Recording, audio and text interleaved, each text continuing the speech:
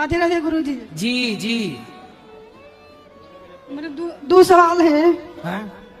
दो सवाल है, बात करो। थोड़ा हमारे पति बात नहीं मानते हमारे। आपकी बात नहीं मानते तो ऐसा क्या कहती हो कि नहीं मानते? हर बातें नहीं मानते हैं। हर बात नहीं मानते? नहीं। क्या क्या नहीं मानते? जैसे जैसे सब कुछ, हर बात भी झूठ बोलते हैं। हर बात झूठ बोलते हैं, हर बात मानते नहीं। कहाँ है? क्यों? पति परमेश्वर खड़े हो जाओ। तुम काहे नहीं मानते भैया अपनी पत्नी की बात? किसकी मानते हो? पड़ोसन की? राधे राधे गुरु जी। राधे राधे। पत्नी की क्यों नहीं मानते? किसकी मानते हो? सर ऐसा कुछ नहीं है, इन लोग कितना भी समझाओ तो ऐसा ही बोलते हैं लोग। हर इंसान मानता है। मानते हो? कहीं भी जाओ तो इन लोग कुछ अंदर विश्वास रहता है। कहीं माइक पास में लो। हाँ छोड़ दो, आप छोड़ दो। हाँ कहीं भी जाओ बाजार तो इन लोगों को अंदर ही शक रहता है कि यहाँ जा रहे हो वहाँ जा रहे हो। अच्छा, आप किसी से बात करते हो शक करते हैं कि आपकी सेटिंग है? क्यों? अपने पति को सेटिंग के साथ देख लिए हो क्या? हाँ देखते हैं। तो कौन है इनकी सेटिंग? वो 7 साल से शादी हो गया, मेरे की कोई काम बताते नहीं, हर काम चुपे करते हैं। कौन ऐसा आदमी रह के बताएंगे ना हर काम में कहाँ जाते हैं, कहाँ पैसा रखते हैं, कहाँ। तो आपको अपने पति के ऊपर इतना शक करना चाहिए? अरे पति किसी से बात कर ले, जरा खड़ा हो जाए तो तुम्हें लगता है इसके साथ चक्कर है? काहे इतना तुम? बात नहीं है, लेकिन इसको चक्कर है सच में। है? क्यों? किसके साथ चक्कर है आपका? गुरु जी ऐसा कुछ बात नहीं है। हम बाजार जाते हैं चाहे कहीं भी जाए तो थोड़ा देर लगता है, तो वो कहाँ गए थे ऐसे ही सोचती रहती है अपने मन कहाँ गए थे। हाँ तो अब बाजार गया है आदमी तो टाइम तो लगेगा। आलू बैगन खरीदने बात कराओ पत्नी से। अच्छा ये एक बात बताइए, हमेशा ही बात पे क्यों झूठ बोलते हैं? झूठ बोलना सही है? क्या झूठ बोला बताओ? हर बात भी झूठ बोलते हैं। क्या? जैसे पैसे भी रखते हैं, चाहे कहीं भी रखते हैं, मेरे को बताना चाहिए कि नहीं चाहिए? अब आप खर्च कर लोगी? नहीं बताएंगे। आप उड़ा दोगी? नहीं, उड़ाने वाली क्या बात है? आप नहीं उड़ाती हो ना पैसा? क्यों? तो क्यों नहीं बताते पति का पैसा कहाँ गड़ा के रखे बताओ? हम रखते हैं बाल बच्चे के आगे भविष्य के लिए, कुछ पैसा खर्चा होता है तो हम अपने खर्चे के लिए रखते हैं, इनको भी देते हैं। ऐसा हाँ। थोड़ी है। तो ये खर्चा ज्यादा करती हैं क्या? नहीं ऐसा गुरुजी तो नहीं, नहीं, जब खर्चा नहीं करती पत्नी अच्छी है तो दे दो ना सारा। नहीं देते हैं गुरुजी। उसी को दे दिया करो, रख तू ही संभाल। जी गुरुजी। पत्नी के पास पैसा रखने से ना पैसा बढ़ता है, क्योंकि लक्ष्मी है ना, ये भी और वो भी लक्ष्मी है। तो लक्ष्मी प्लस ज्यादा लक्ष्मी। जी गुरुजी। इसलिए पत्नी को देना चाहिए पैसा कमा के। तुम अपने पास रखोगे तुम क्या हो? तुम लक्ष्मी थोड़ी हो। नहीं गुरुजी ठीक है। इसलिए लक्ष्मी के पास लक्ष्मी रहेगी तो बढ़ते क्रम में रहेगी। तो आज से देना सारा है। चलो अब देंगे ये पैसा आपको। अब बताओ। और हमारा हमेशा सपना देखते हैं बहुत बेकार। ऐसे लगता है कि कोई आदमी आ गया गलत इतना सोचती हो ना पति के बारे में, तो पति सोचती। वाली सेटिंग तुम्हारे सपने में आती होगी, खौ खौ करती होगी। नहीं ऐसी बात नहीं। तुम काहे इतना देखती हो सपना? नहीं इतना सोचती क्यों हो? सपने में हमेशा दिखाता है, जैसे लगता है हकीकत में आदमी आता है। अरे भगवान का नाम लेके मस्त सोया करो, भगवान का चिंतन किया करो। और पति में इतना शक नहीं का, शक करने से गृहस्थी बिगड़ती है। हो सकता है आपका पति अच्छा है, पवित्र है, और आप व्यर्थ में ही शक किए जा रही हो और ज्यादा शक करती हो ना, तो फिर ऐसे में पुरुष लोग क्या सोचते हैं, करती तो है ही, चलो एक ढूंढ ही लेते हैं। ऐसा कोई बात नहीं। ज्यादा शक ना किया करो। पुरुष को भी अपनी स्त्री पे ज्यादा शक नहीं करना। ज्यादा क्या करने नहीं चाहिए। इस बार क्या होता पता, मैं बिल्कुल फैक्ट बोल रहा हूं। जो आदमी अपनी औरत पे ज्यादा शक करता है तो पत्नी 1 साल तो सहती है, 2 साल बर्दाश्त करती है, फिर दिमाग में क्या आता है, ये शक तो करते ही है, अब मैं करके दिखाऊंगी, तो वो सेट हो जाती है किसी दूसरे से। ऐसे ही पुरुष लोग हैं, जब पत्नी रोज शक करेगी तो पति को लगा करती तो है ही, तो फिर वो घूमने लग जाएगा। इसलिए ये शक का कीड़ा दोनों के लिए नुकसानदायक है, चाहे पति हो चाहे पत्नी हो। शक नहीं करना चाहिए। रिश्ते विश्वास से चलते हैं, शक से नहीं चलते बेटा। और शक नहीं, बात करो तो प्रमाण। कहीं देखो पति को, कहीं देखो पत्नी को किसी के साथ, तो प्रमाण के साथ बात करो, तब बात मानी जाएगी। शक से कुछ नहीं होता। शक के भारत में आप ये मान के चलो कि मान के चलो कि लगभग 75% लोग ऐसे हैं जो अपनी पत्नियों पर, अपने पति पर शक कर रहे हैं और अपनी जिंदगी कबाड़ किए बैठे हैं, नर्क बनाए हैं।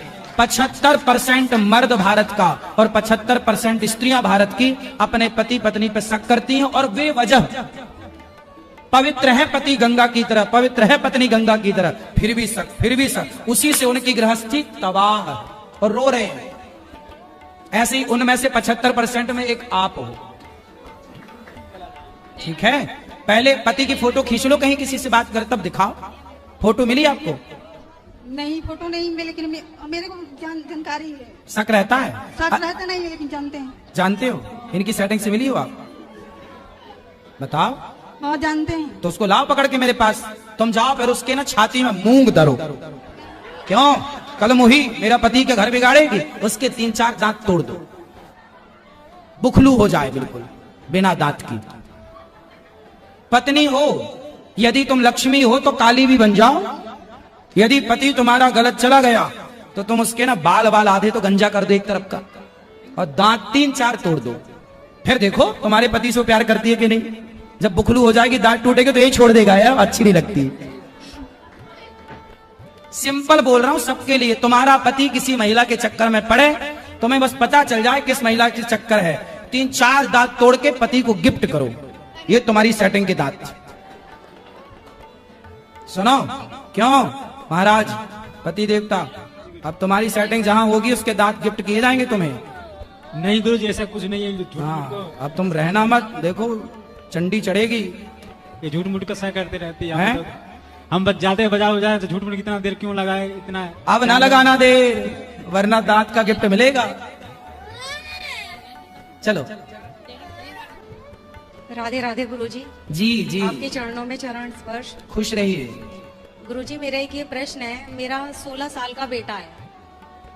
पहले वो बिल्कुल ठीक था। हाँ। इंग्लिश मीडियम स्कूल में पढ़ता भी था और काफी मेहनत भी की मैंने उसे पढ़ाने में, पर वो मानसिक रूप से लॉकडाउन के बाद से बहुत ज्यादा विक्षिप्त हो गया है। अपने आप से कुछ भी करता ही नहीं है, जैसे पागल होते हैं बच्चे, इस तरह से ही बिहेव करता है। डिप्रेशन का भूत लग गया है। डिप्रेशन भी नहीं है उसका, माइंड शुरू में डॉक्टर ने ऑटिस्टिक बताया था, तो पढ़ता भी था, स्कूल भी शुरू में जाता था, लेकिन उम्र बढ़ने के साथ साथ वो और ज्यादा बढ़ती गई इसकी ये।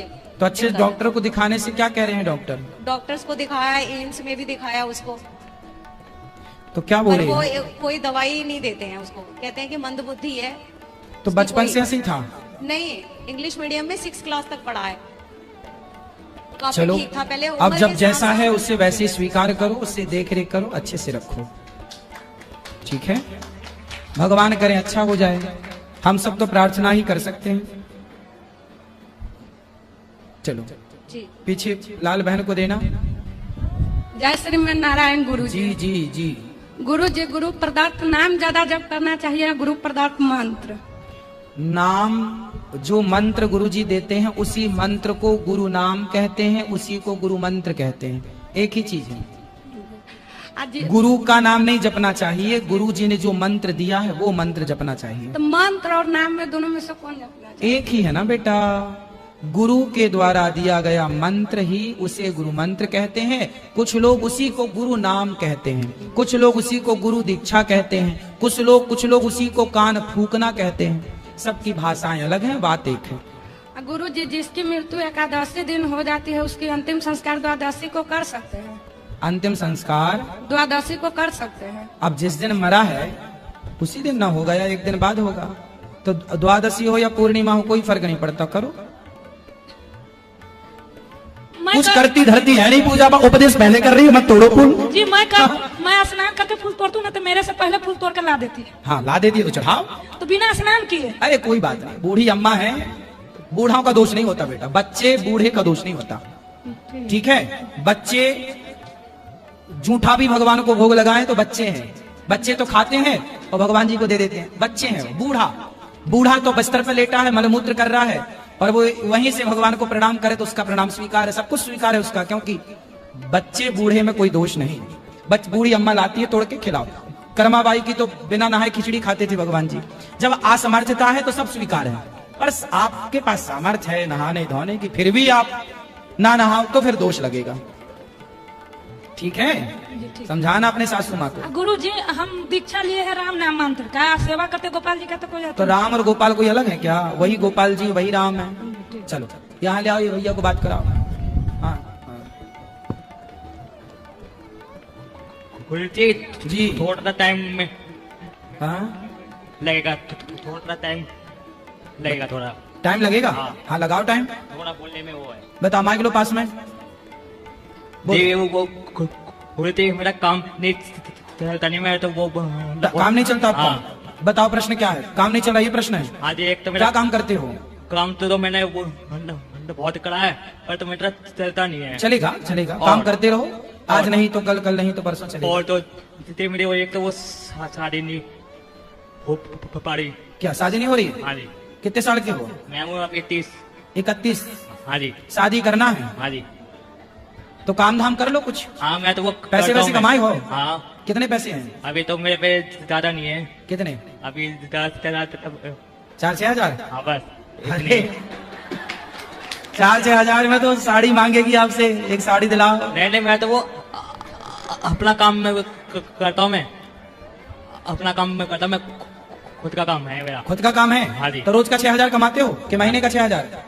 महीने का। महीने का 6 हजार? हाँ जी। अच्छा, और पिताजी की संपत्ति है कुछ? हाँ है। क्या है?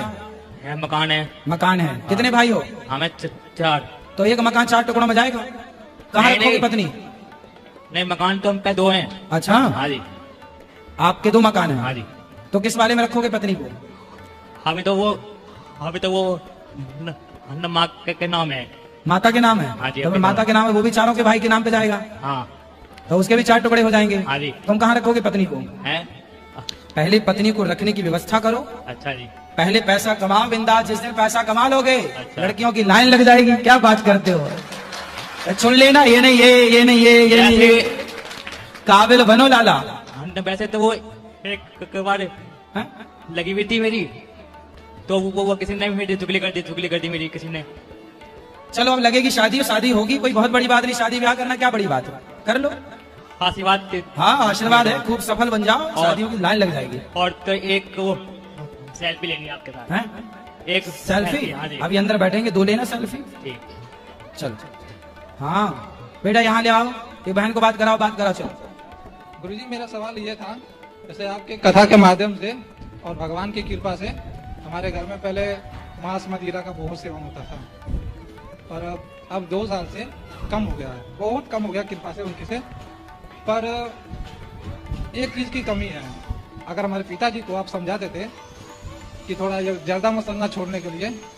क्या खाते हैं? जर्दा बात तम्बाकू। कराओ।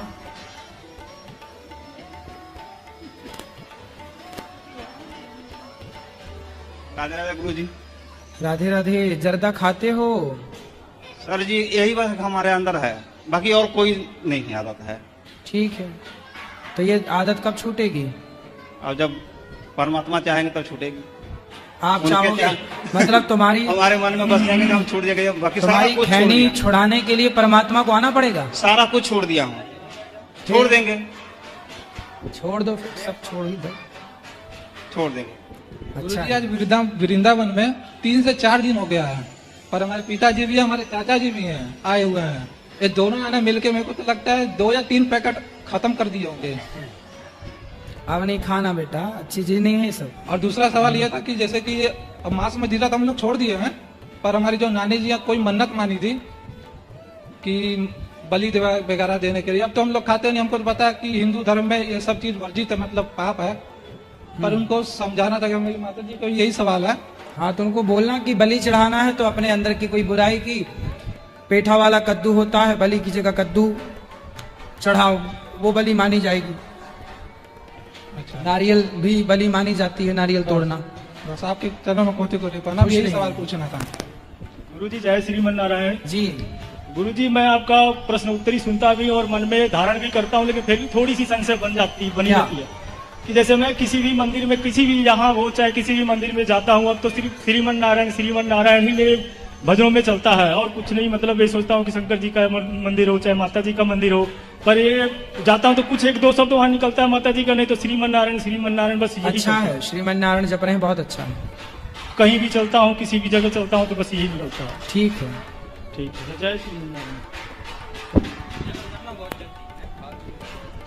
राधे राधे गुरुजी। जी। जब से हमने कथा सुनी है, जब से हमारे जीवन में से सब बुराइयां खत्म हो चुकी है। अच्छा। इसके लिए आपको धन्यवाद। और एक भजन सुनाना चाहता हूँ। सुनाओ जरा सा एक लाइन। मेरे भजन सुनाने का यही उद्देश्य है कि हम कृष्ण भगवान को भी धन्यवाद देना चाहते हैं।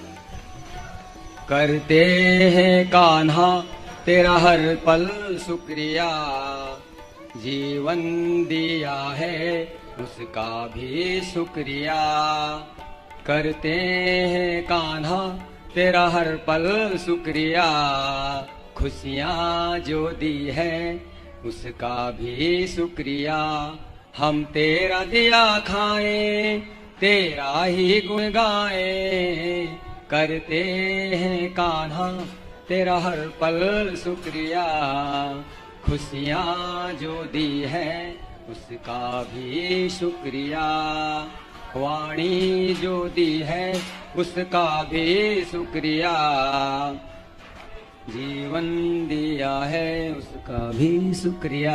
खुश रहिए। धन्यवाद महाराज। राधे राधे गुरु जी। जी आपके चरणों में कोटि कोटि प्रणाम। गुरु जी मेरा एक प्रश्न है कि जैसे हम वृंदावन आते हैं तो हरिद्वार से स्नान करके आना चाहिए पहले, कि पहले वृंदावन जाएं फिर स्नान करें? वृंदावन आओ या हरिद्वार जाओ, कहीं भी पहले जा सकते हैं, कोई दिक्कत नहीं है। ठीक है। एक प्रश्न हो रहा है गुरु जी, मेरे को ये पूछना था, जैसे हमें कोई भी कर्मों का जो हमें दंड मिलता है और पाप कर्म किया है तो उसी जन्म में क्यों नहीं मिलता है, अगले जन्म में क्यों मिलता है? बहुत बार होता है कि कोई बच्चा 2 साल का है, 2.5 साल का है, उसके साथ कुछ हादसा हो जाता है तो निश्चित ही पिछले जन्म का होगा। तो अगर इसी जन्म में सजा मिले तो बंदों को एहसास भी होगा कि हाँ मैंने गलती की है, तो अगले जन्म में उसको क्या याद रहेगा? ये थोड़ा।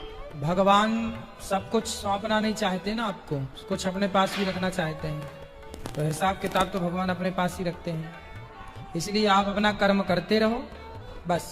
अच्छा बुरा करोगे तो भगवान के पास नोट है सब, याद इसलिए नहीं रहता क्योंकि ये ईश्वर का विधान है। हमारा पिछला जन्म क्या था हमें याद नहीं है, अगला जन्म क्या होगा याद नहीं है, यही तो ईश्वर की माया है। इसलिए अच्छे कर्म करो, ये समाधान है इस बात का। अच्छे कर्म ही आपको हर बुरे कर्म से बचाएंगे। और एक लास्ट प्रश्न, जैसे एक विश्वास होता है, किसी को अपने ऊपर बहुत विश्वास है, और एक होता है कि वो घमंड में चला जाता है, हम कैसे डिसाइड करें कि ये उसका विश्वास है कि वो घमंडित हो रहा है? अभिमानियों को पहचान लेना आसान होता है, दिख जाता है कि अभिमान है कि नहीं, उसके लिए समझ होनी चाहिए बस। यदि आप समझदार हैं तो पहचान लेंगे कि कौन घमंडी है कौन नहीं है। धन्यवाद गुरु जी।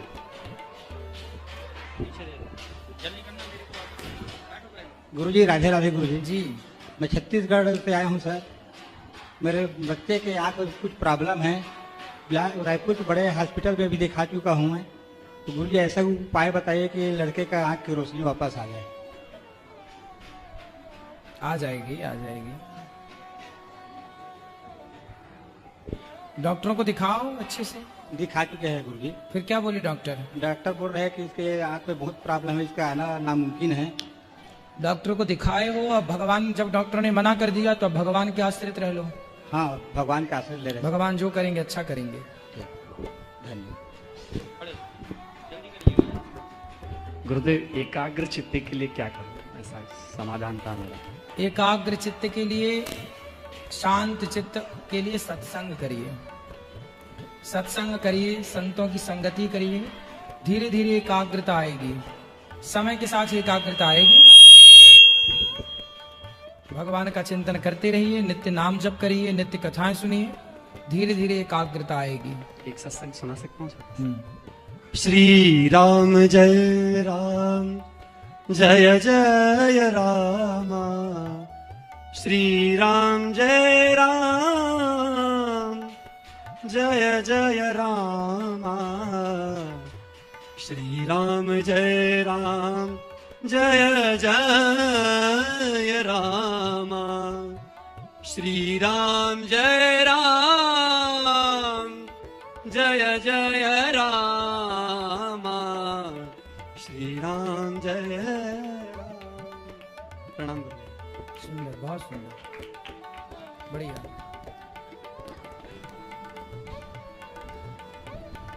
श्रीमन नारायण गुरु जी। महाराज जी मेरा ये प्रश्न था कि जीव अपने प्रारब्ध के अनुसार कर्मों को भोगता है, सुख दुख को भोगता है, तो जब ईश्वर सृष्टि की रचना करते हैं उस समय जीव का कोई प्रारब्ध नहीं होता है तो फिर वो कैसे कर्म चक्र में बंधन में फंस जाता है? होता है ना, क्यों नहीं बनता। आदमी जब कर्म भोग के जाता है, 84 लाख योनियों को भोगने के बाद भी कुछ कर्म शेष रह जाते हैं। उसी शेष कर्म को भोगने के लिए अच्छे और बुरे शेष रह जाते हैं। उसी के कारण मनुष्य का शरीर मिलता है। बड़े भाग्य मानुष तन पावा, बड़े भाग्य से मानव का शरीर मिलता है। पर उस बड़े भाग्य से मानव का तन जो मिला, उसमें भी शेष पिछले जन्म के अच्छे बुरे कर्म कुछ रह जाते हैं। वही यहाँ आके भोगने पड़ते हैं। 84 लाख योनियों में भोगा, कुछ वहां भोगा, कुछ यहाँ भोगना है। पर यहाँ एक मौका मिला कि भाई यहाँ अच्छे कर्म भी करते रहो, अब गलतियां ना करो तो सदगति का भी रास्ता खुलेगा। जी महाराज जी, लेकिन प्रथम जब भगवान सृष्टि की रचना करते हैं उस समय तो प्रारब्ध शून्य होता है ना जीव, उनके पास तो कोई कर्म नहीं होते हैं। उसकी पहली सृष्टि जब भगवान ने प्रलय की, जी, जब प्रलय की सृष्टि, तो अभी जैसे सृष्टि प्रलय हो जाए तो हम सब ने कोई ना कोई कर्म तो करके बैठे ही हैं, तो उसके बाद प्रलय हो जाएगी तो हम सब समा जाएंगे भगवान में। परंतु जब अगली बार भगवान सृष्टि करेंगे तो फिर हमें आगे से यहीं से इस कर्म के बाद उस अगली सृष्टि में अवसर देंगे, अच्छा या बुरा, यही क्रम चलता है। धन्यवाद महाराज जी, खुश रहिए। राधे राधे गुरु जी। जी गुरु जी, मैं 2 साल से कबड्डी खेलता हूँ। मैं 2 बार स्टेट खेल चुका हूँ, 1 बार नेशनल का कैंप में अटेंड कर चुका हूँ। मुझे हर महीने 1500 रुपये मिलते हैं।